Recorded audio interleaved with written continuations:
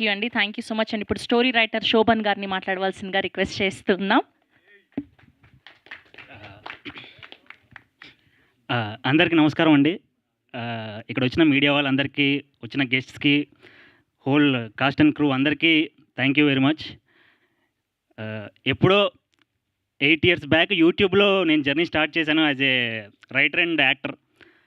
అప్పటి నుంచి నాకు అవునరా సో మేమిద్దరం కలిసి యూట్యూబ్లో ఒక సిరీస్ చేసాము, ది సొటారి బ్రదర్స్ అని చెప్పి.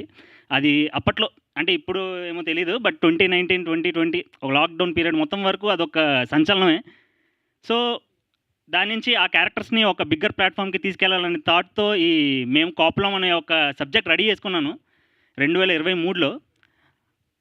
సరే రెడీ చేసుకున్నాను, బట్ దీనికి ఎలా ఏంటి అని అనుకున్న టైంలో నాకు సాయి తేజ్ దేశరాజు గారు కాల్ వచ్చి ఇలా జీ5లో ఒక ప్రాజెక్ట్ అనుకుంటున్నాం అది ఇది అని చెప్తే నేను వెళ్ళి నరేట్ చేశాను. ఇలా వెళ్ళగానే టైటిల్ ఏంటి అనగానే మేము కాపులం అనగానే ఫస్ట్ అందరు జనుకుతున్నారు, ఎందుకంటే ఎందుకురా లేనిపోయింది కాస్ట్ గురించి ఎందుకు అది ఇది అని చెప్పేసి. అది క్యాస్ట్ కాప్ కాదండి, సిఓపి కాప్, ఇద్దరు డంప్ కాప్స్ గురించి అని చెప్పేసి అనగానే అందరూ బాగా ఎగ్జైట్ అయ్యారు.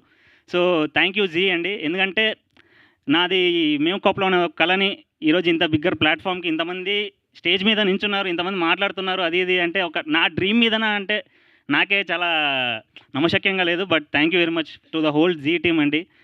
హిరణ్మయ్య గారు, సిద్ధు గారు అందరూ చాలా హెల్ప్ చేశారు నాకు. And main Chanakya bro, thank you bro. And comedy ఏంటంటే మేము కాపులం టైటిల్ పెట్టి కోడి పందాల మీద కథ రాసి, నాది గోదావరి కాదు, నేను ఇప్పటివరకు ఒక్క కోడి పందాన్ని కూడా పోలేదు, బట్ కథ అంతా రెడీ చేసుకొని నాకు ఆ నేటివిటీ యాడ్ చేయడానికి ఇదంతా హెల్ప్ చేసింది Chanakya bro. Thank you very much bro. మన జర్నీ ఇంకా ఫార్వర్డ్ అవుతుందని చెప్పేసి కోరుకున్నాను.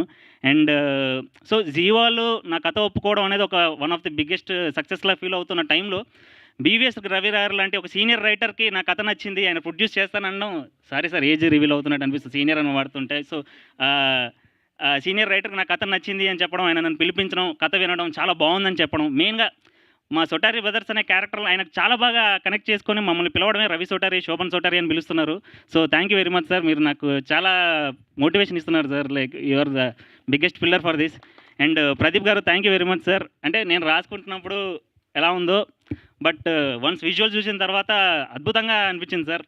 అంటే మెయిన్ ఒకటే చెప్పగలను, నేను రాసుకున్న ఒక ఈ కథని అందరికీ చూపించేలా జీ హెల్ప్ చేస్తే అద్భుతంగా చూపించడానికి రా ఎంటర్టైన్మెంట్స్ బాగా హెల్ప్ చేశారు.